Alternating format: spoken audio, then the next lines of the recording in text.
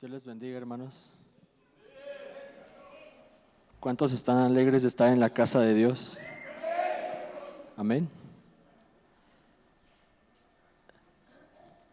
Esta noche, hermanos, me tocó el privilegio de compartir la palabra con ustedes. Y vamos a iniciar el mensaje de esta noche con lo que dice en la carta a los Hebreos, capítulo 12, versículo 2. Dice: puestos los ojos en Jesús, el autor y consumador de la fe, quien por el gozo puesto delante de él soportó la cruz, menospreciando la vergüenza, y se ha sentado a la diestra del trono de Dios. Si puede levantar su mano derecha, hermanos, y me ayuda a pedirle a nuestro Padre que sea Él hablándonos en esta noche. Padre del cielo, en esta noche te agradecemos, bendito Dios, por la oportunidad que nos das de estar en tu casa, adorando, alabando, bendiciendo tu santo nombre, bendito Dios, agradeciendo por cada uno de los favores recibidos, porque has sido bueno con cada uno de nosotros, bendito Padre. En esta noche te suplicamos que seas tú en medio de nosotros, en medio de tu iglesia, que seas tú poniendo un corazón dispuesto a recibir tu mensaje, bendito Dios. Que seas tú poniendo en nosotros el querer como el hacer, bendito Dios, el practicar y poner por obra tu palabra, bendito Padre. Gracias te damos en esta noche, bendito Dios. Amén y amén. Tomen su asiento, hermanos.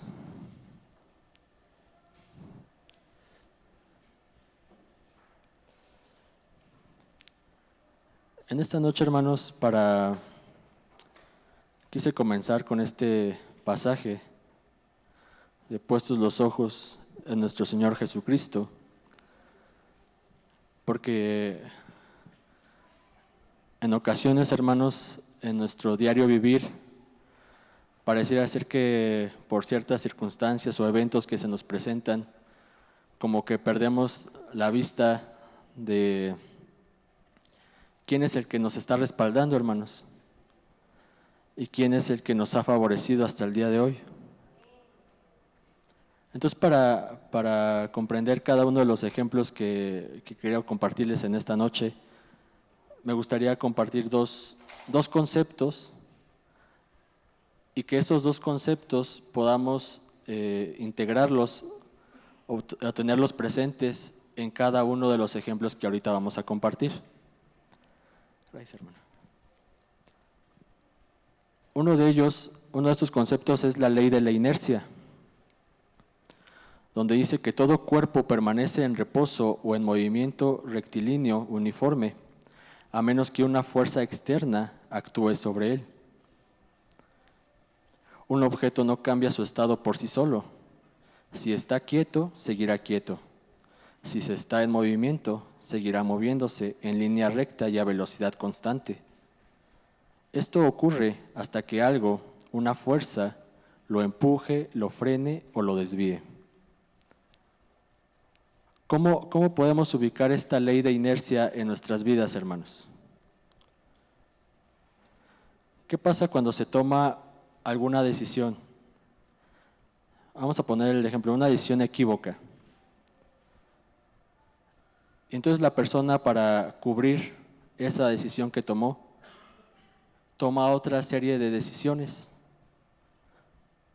Llega a mentir, llega a tomar otras acciones a fin de cubrir esa decisión equívoca que tomó. Y debido al impulso inicial del primer evento, se deja llevar por esa fuerza de inercia hacia una serie de acontecimientos que lo van a llevar a un resultado, ¿cierto?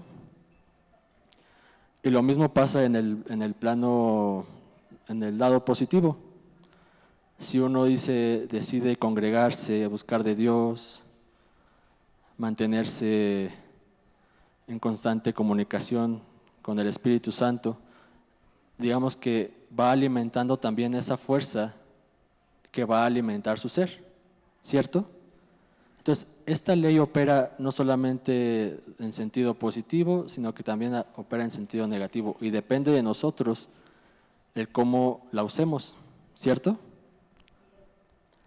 Entonces, esta es una ley.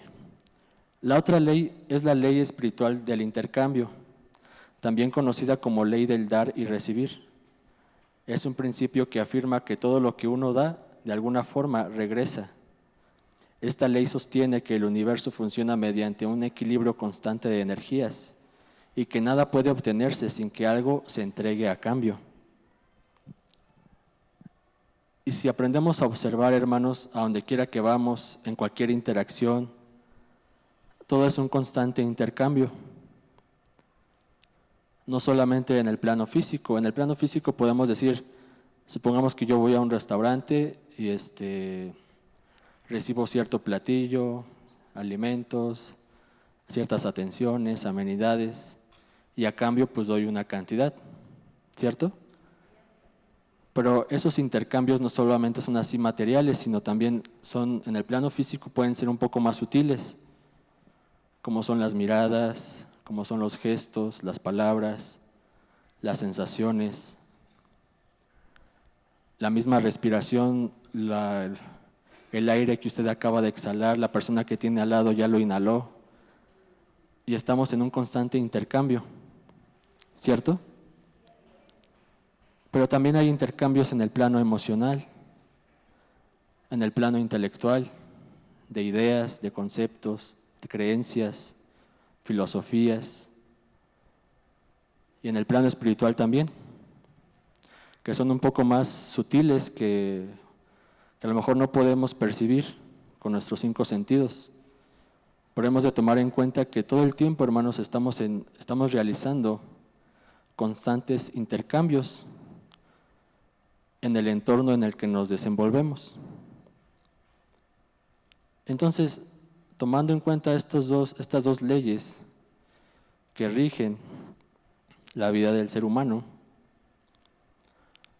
también vamos a retomar otro concepto, a manera de que ya ahorita podamos entender los ejemplos que vamos a compartir. Otro concepto es el principio masculino y el principio femenino. ¿Se acuerdan más o menos qué es lo que representan, hermanos?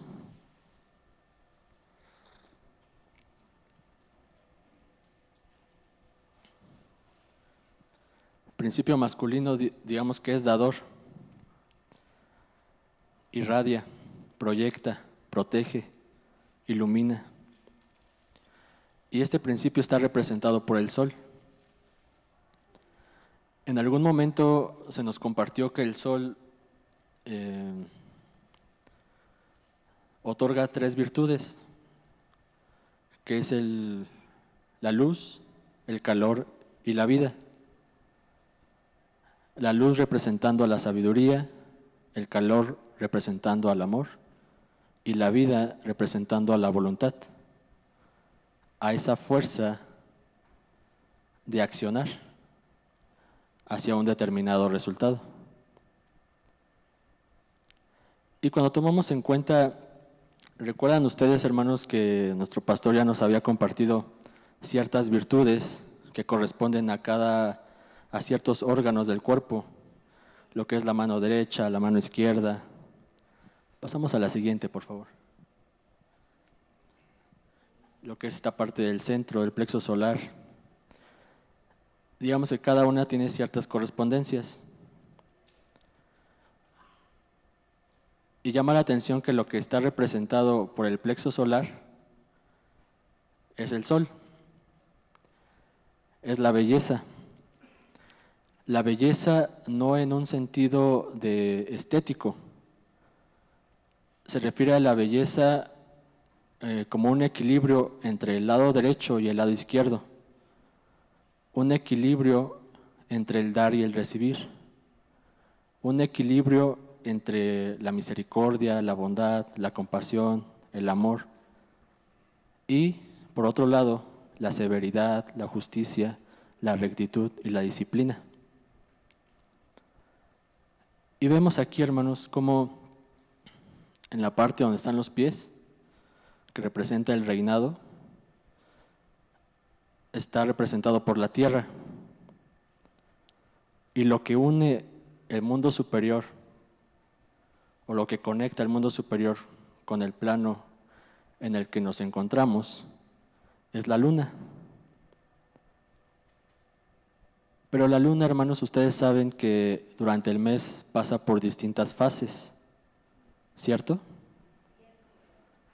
Cuando su cara está volteando hacia la tierra, vemos como no hay luz. Lo que proyecta es una sombra, proyecta oscuridad. Pero cuando tiene el acceso a la luz del sol, lo que proyecta hacia la tierra es luz, ¿cierto? Entonces vamos a decir que la tierra, representando al cuerpo físico, la luna representando al alma y el sol representando al espíritu. ¿Hasta aquí está quedando claro? Entonces, a veces el alma, hermanos, pasa por distintas etapas en su vida. Y hay veces que en esas etapas proyecta, pues el aspecto, cuando tiene la mirada puesta en las cosas de la tierra, pues no proyecta más que oscuridad, proyecta esa sombra. Y ahorita vamos a ver a qué nos referimos con la sombra. Hay ciertos comentaristas que lo relacionan con el inconsciente. Cuando la persona no es consciente de esos rasgos de conducta o patrones de conducta que van guiando su vida y se deja dirigir por ellos, pues lo van a llevar a un resultado negativo. Pero cuando la cara de la luna o recibe la luz del sol y es iluminada, pues esa luz se va a reflejar también en el plano físico, en sus acciones, en su toma de decisiones, ya no dejándose llevar por la ley de la inercia, en donde si ya tuve una mala conducta en el pasado, pues mañana hago otra y luego otra vez. Y como ya es una costumbre o un hábito, pues me dejo llevar por la fuerza de esa inercia. ¿Sí, hermanos? Entonces vamos a ver un ejemplo, tomando en cuenta estos tres conceptos. En Génesis 4:8 dice, y Caín dijo a su hermano Abel, vayamos al campo. Y aconteció que cuando estaban en el campo, Caín se levantó contra su hermano Abel y lo mató. Aquí les pregunto, hermanos, antes de ese homicidio, ¿había habido algún otro homicidio? ¿Sí o no?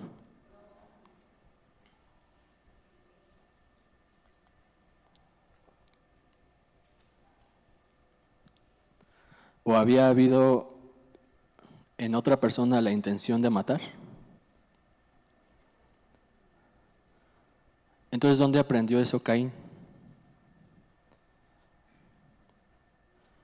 Y en Génesis 2:16 vemos cómo Dios le ordena, dice, y ordenó el Señor Dios al hombre diciendo, de todo árbol del huerto podrás comer, pero del árbol del conocimiento del bien y del mal no comerás, porque el día que de él comas, ciertamente morirás.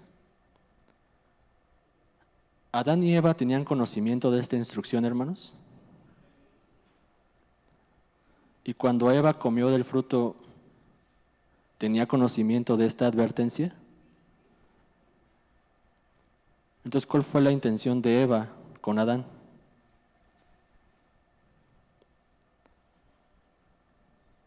Si sabía que había un riesgo de morir. ¿O fue algo así como de si yo caigo, tú caes? ¿Cuál creen que haya sido la intención ahí? ¿Te amo mucho y quiero que lo pruebes? ¿O allí hubo una semilla de maldad? Entonces vemos cómo las decisiones que tomamos, hermanos, muchas veces no se quedan en uno mismo, sino que trascienden a las futuras generaciones. Incluso a veces los hijos le recriminan a los padres, tú hiciste esto, tú hiciste el otro, pero sin darse cuenta que están siguiendo los mismos pasos, dejándose llevar por esa inercia por ese inconsciente o por esa sombra que no ha sido iluminada aún.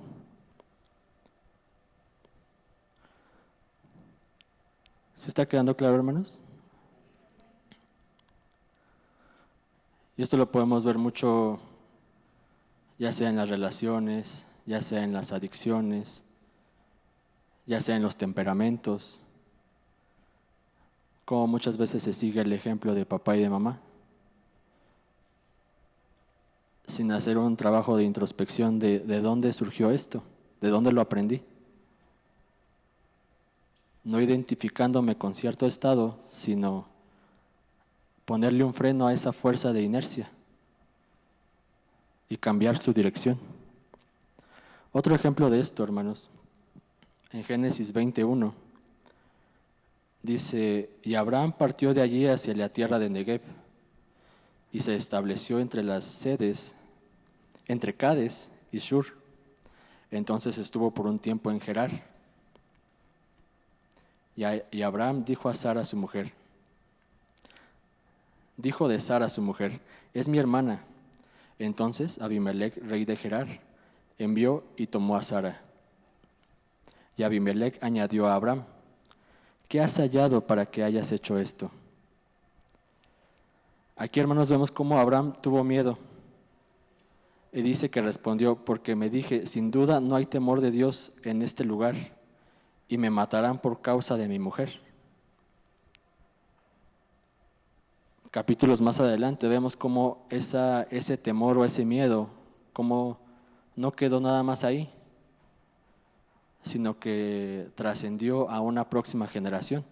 En Génesis 26:6 vemos cómo dice, habitó pues Isaac en Gerar, y cuando los hombres de aquel lugar le preguntaron acerca de su mujer, él dijo, es mi hermana, porque tenía temor de decir, es mi mujer, porque pensaba, no sea que los hombres del lugar que me maten por causa de Rebeca, pues es de hermosa apariencia.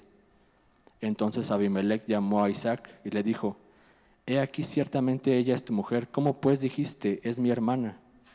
E Isaac le respondió, porque me dije, no sea que yo muera por causa de ella. Aquí vemos, hermanos, cómo a veces esas conductas o acciones que trascienden de manera generacional, llámese miedo a la muerte, llámese miedo al abandono, llámese miedo al rechazo, miedo a no poder encajar dentro de cierto entorno, y se llega a negar incluso las convicciones o las creencias que tiene la persona por querer estar dentro de un entorno. Y eso muchas veces se repite de manera generacional, hermanos.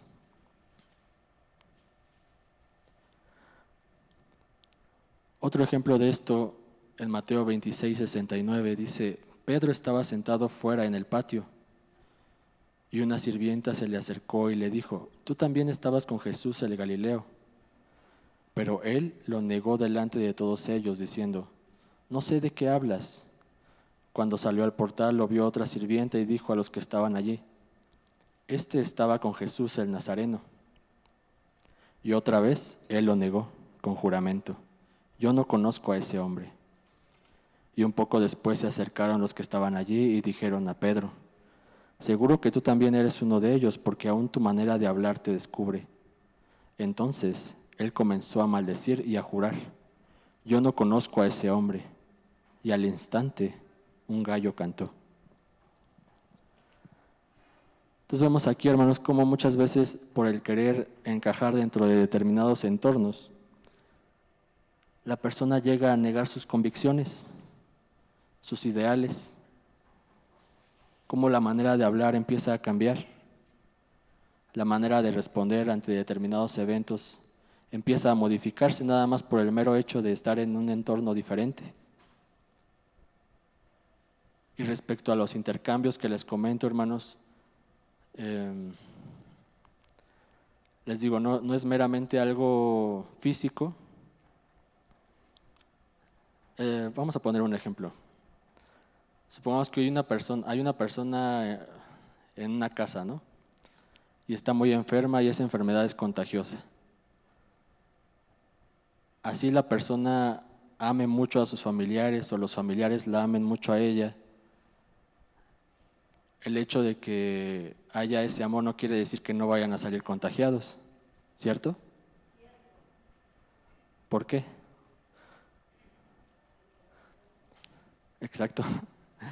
Digamos que lo que hay dentro, queramos o no, se va a proyectar hacia el exterior, ya sea positivo o negativo. Y a veces, hermanos, no somos conscientes de qué es lo que estamos proyectando al exterior. Y no solamente de qué estamos proyectando, sino de qué estamos absorbiendo de los entornos donde nos encontramos. ¿Qué fue lo que hizo que Pedro negara a nuestro Señor Jesús? Se encontraba en un entorno en donde él no pertenecía ahí. Él estaba siendo influenciado, hermanos. Y queramos o no, así digamos, no, pues yo tengo el poder de Cristo. Y si nosotros estamos en entornos que sabemos que son insalubres para nosotros, queramos o no, vamos a salir impregnados de la esencia que hay en esos entornos. ¿Cierto?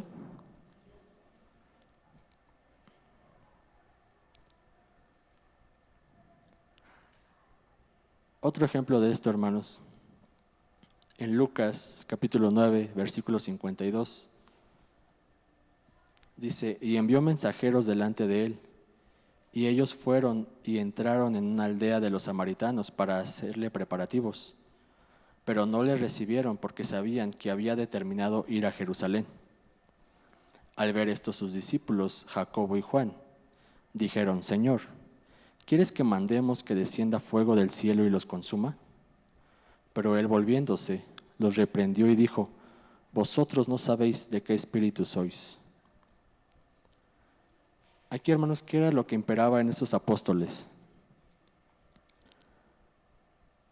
La ira, la impulsividad.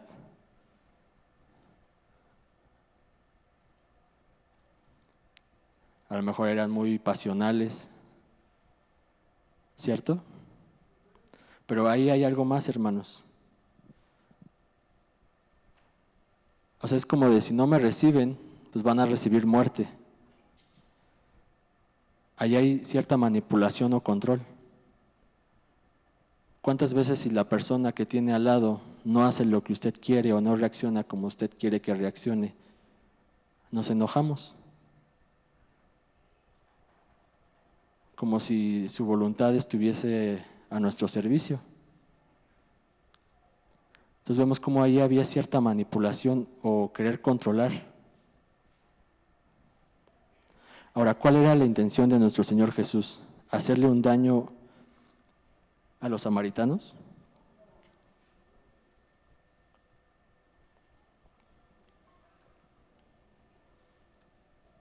Porque usted puede decir, yo tengo buenas intenciones y me voy a ir a meter a ese entorno o a ese trabajo o a esa relación con buenas intenciones. Y vamos a poner el ejemplo de un campo, ¿no?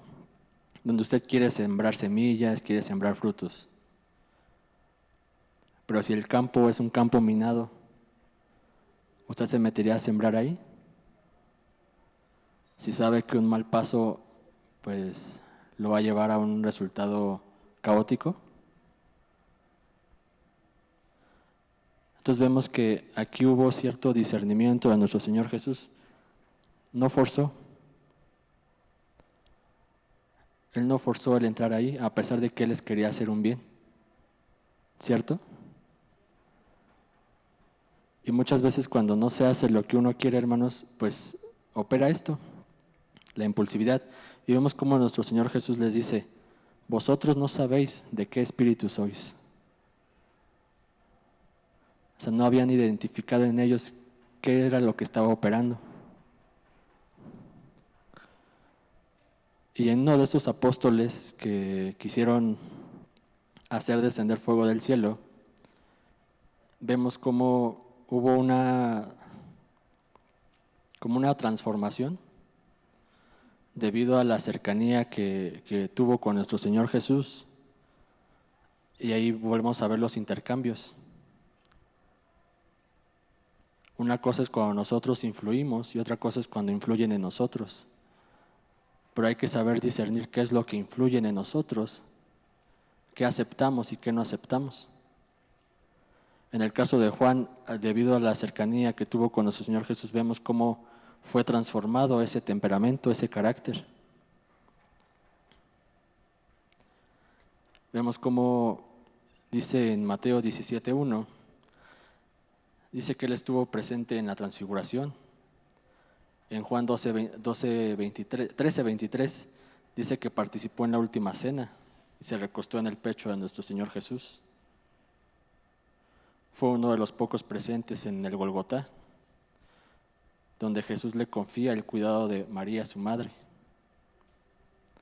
Vemos cómo toda esa cercanía o ese vínculo, ese apego que tuvo a nuestro Señor Jesús, tuvo una transformación en Él, o una transición, de ya no proyectar, vamos a decir, la sombra, o su inconsciencia, su ignorancia, sino la luz que había sido puesta en Él ya la reflejaba.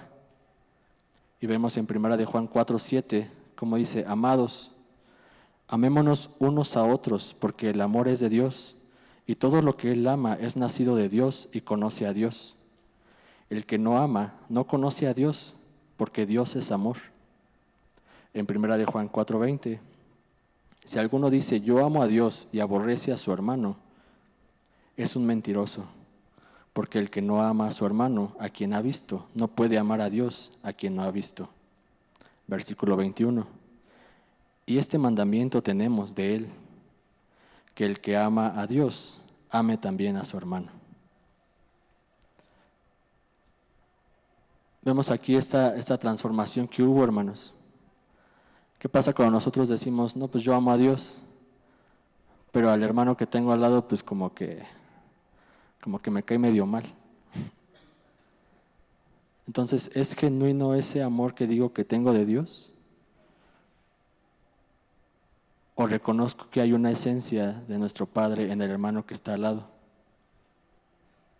Que si bien a lo mejor puede tener actitudes o comportamientos inconscientes, proyectando su sombra, pero recuerden lo que dijo nuestro Señor Jesús.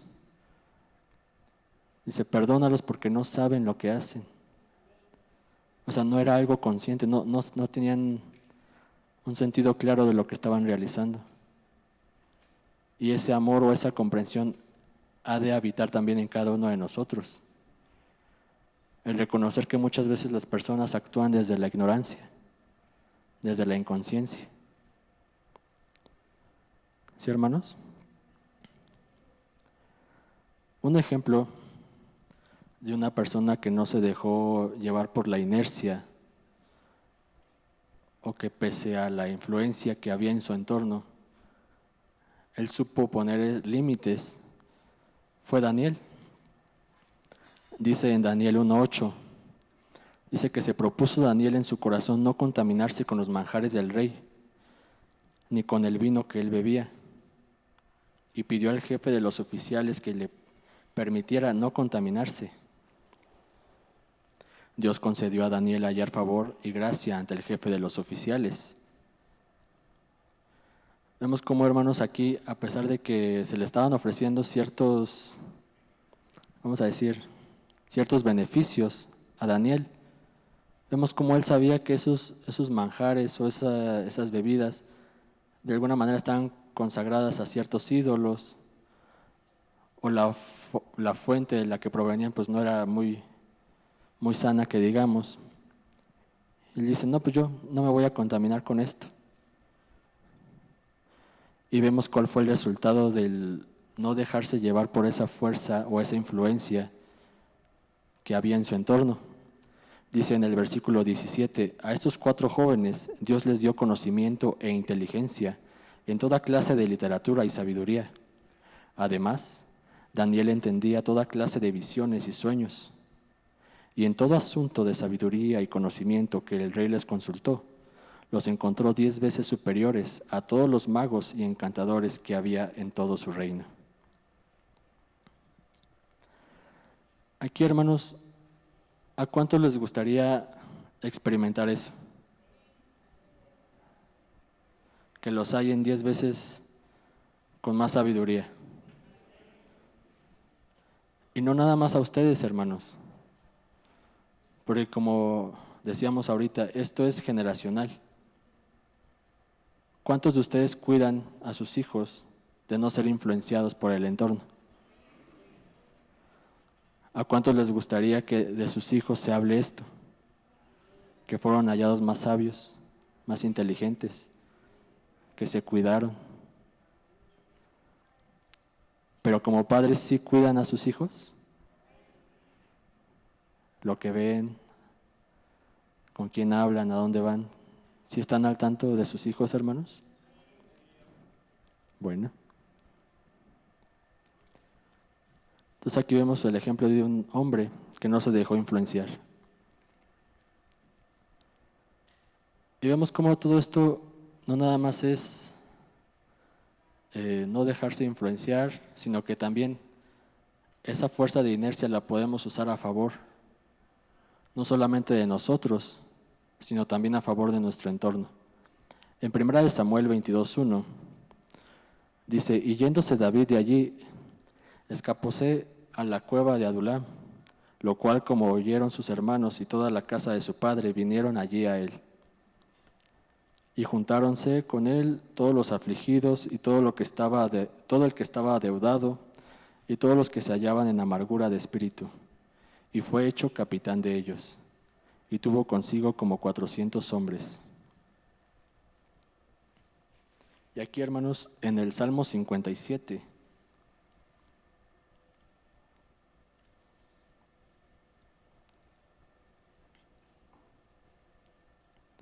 el Salmo 57 habla de esta experiencia que David tuvo cuando escapó del rey Saúl. Y habla de cuál era la mentalidad que él tenía al llegar a esa cueva. Y cómo eso que estaba en él, esa luz que lo habitaba, vemos cómo fue proyectada hacia estos hombres que se encontraban en un estado de deterioro. Y en 1 Crónicas 12:8 vemos cuál fue el resultado de la influencia que David tuvo sobre ellos. Dice, también de los de Gat se pasaron a David, en la fortaleza en el desierto, hombres fuertes y valientes, entrenados para la guerra, diestros con el escudo y la lanza, cuyos rostros eran como rostros de leones, y eran tan ligeros como las gacelas sobre los montes. Vemos aquí la influencia que tuvo el rey David, que ya había sido ungido como rey, como él tuvo su mirada puesta o su fe en el ungimiento que ya había recibido, hermanos. Y debido a esa confianza y a esa mentalidad que refleja, ¿cómo pudo influenciar a su entorno? Allí hubo también un intercambio. Pero para que alguien pueda recibir, necesita estar en ese estado de recepción. Porque si alguien quiere dominar, controlar, y se le quiere dar un regalo, pues no lo va a recibir. ¿Cierto? Otro ejemplo, hermanos. En Hechos capítulo 9, versículo 1. Dice, Saulo, respirando todavía amenazas y muerte contra los discípulos del Señor, fue al sumo sacerdote, y al caer a tierra oyó una voz que le decía, Saulo, Saulo, ¿por qué me persigues? Y él le dijo, ¿quién eres, Señor? Y él respondió, yo soy Jesús a quien tú persigues. Aquí vemos, hermanos, cómo Saulo tenía cierta identidad o cierto renombre en ese entonces. Recordemos que en Filipenses 3:4 él habla de sí mismo, dice, circuncidado al 8º día, del linaje de Israel, de la tribu de Benjamín, hebreo de hebreos, en cuanto a la ley fariseo, en cuanto al celo, perseguidor de la iglesia, en cuanto a la justicia de la ley, hallado irreprensible, pero todo lo que para mí era ganancia, lo he estimado como pérdida por amor de Cristo. Vemos cómo él tenía cierta identidad. Ya había agarrado como que cierta carrera o cierta fuerza de inercia que lo impulsaba a desarrollar determinada actividad como perseguidor de la iglesia. Vemos cómo también consintió la muerte de Esteban. Entonces muchas veces la persona se confía en determinados logros, determinadas actividades que ha realizado durante su vida, llámese estudios, llámese trabajo, y se identifica con ello, hermanos. Pero vemos como aquí más adelante el apóstol Pablo dice, pero todo lo que para mí era ganancia lo he estimado como pérdida, por amor de Cristo. Porque ¿qué era lo que él estaba proyectando a su exterior, hermanos? Amenazas y muerte. Le tenían miedo, hermanos.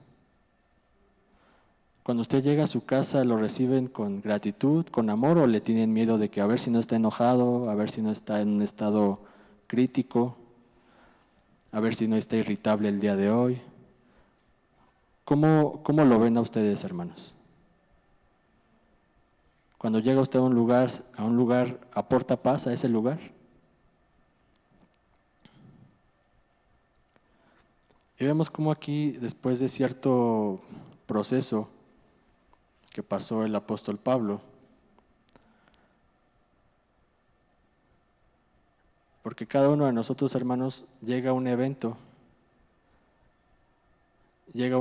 que lo llega como a reflejar ese estado interior que tiene. Cuando no hacemos ese trabajo de introspección, pues no nos queda de otra más que verlo reflejado a través de eventos. Y si no aprendemos la lección o no aprendemos a observar qué fue lo que le dio origen a ese evento, a esa circunstancia, pues digamos que se va a volver a repetir. Pero si la persona permanece atenta a qué es lo que se está reflejando en mi entorno, qué es aquello que aún no he reconocido en mí, entonces puede trabajar en ello. Entonces vemos aquí como en 2 Corintios 11:23 dice, ¿sois servidores de Cristo? ¿Hablo como si hubiera perdido el juicio? Yo más, en muchos más trabajos, en muchas más cárceles, en azotes, un sinnúmero de veces, a menudo, en peligros de muerte. 5 veces he recibido de los judíos 39 azotes.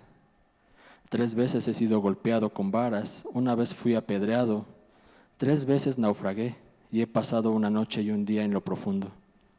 En trabajos y fatigas, en muchas noches de desvelo, en hambre y sed, a menudo sin comida, en frío y desnudez. Además de tales cosas externas, está sobre mí la presión cotidiana de la preocupación por todas las iglesias. ¿Este fue un proceso fácil, hermanos? ¿Alguno ha pasado por ello?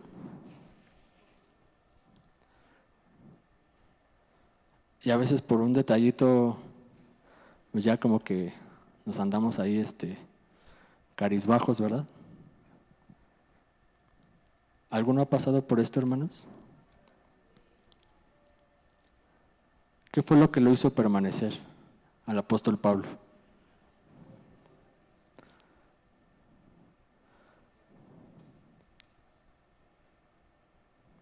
Vemos como en Filipenses 1:20 dice, conforme a mi anhelo y esperanza de que en nada seré avergonzado, sino que con toda confianza, aún ahora como siempre, Cristo será exaltado en mi cuerpo, ya sea por vida o por muerte. Pues para mí el vivir es Cristo y el morir es ganancia. Fíjense, dice, aún ahora como siempre, Cristo será exaltado en mi cuerpo. Había como una renuncia a su voluntad. Él había aceptado el propósito que se le había, o el regalo que se le había dado, ¿cierto? ¿Y qué es lo que estaba proyectando hacia los demás, hermanos? ¿Control? ¿Manipulación? ¿O era un amor hacia las iglesias para llevar el mensaje de Cristo?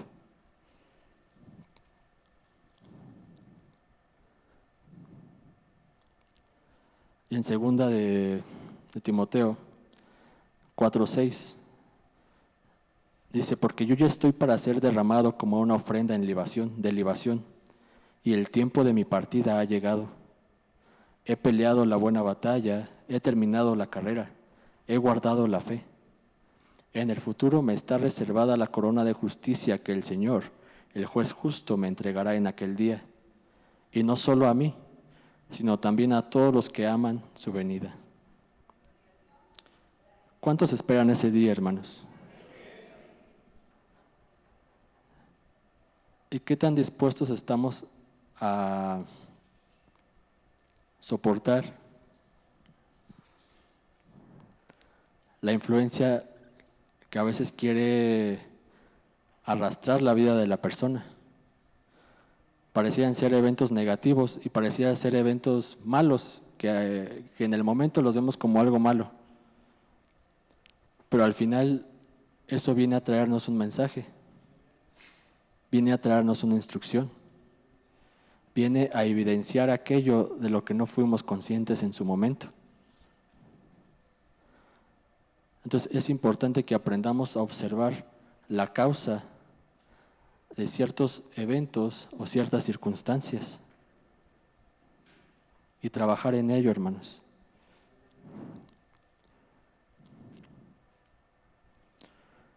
Entonces, volviendo al versículo inicial, en Hebreos 12:1,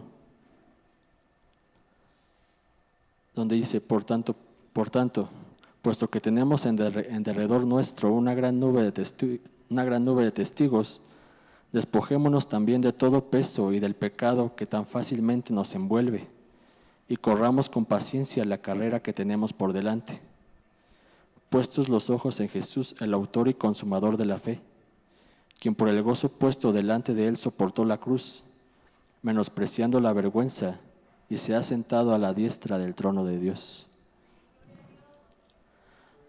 Entonces aquí, hermanos, es tener puesta nuestra mirada en nuestro Señor Jesús, hermanos, quien también fue considerado como el sol de justicia, y tomar en cuenta qué es lo que se proyecta, qué es lo que estoy compartiendo o proyectando con los que me rodean. ¿Es sabiduría? ¿Es amor? ¿Es vida? ¿O estoy queriendo controlar, estoy queriendo retener, estoy queriendo manipular, estoy queriendo absorber, a ver qué tomo de tal persona? ¿Qué es lo que estoy proyectando hacia el exterior, hermanos? Y que cada uno de nosotros, al lugar a donde vayamos, cuidar eso, qué es lo que se proyecta, y no solo eso, sino también cuidarnos de lo que absorbemos, porque queramos o no, el entorno influye en nosotros.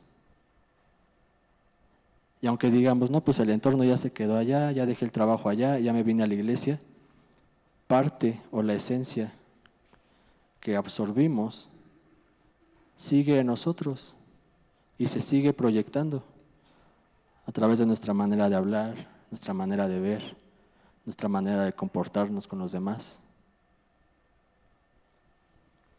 Es el mensaje que tenía para esta noche, hermanos. Se puede ponerse sobre sus pies.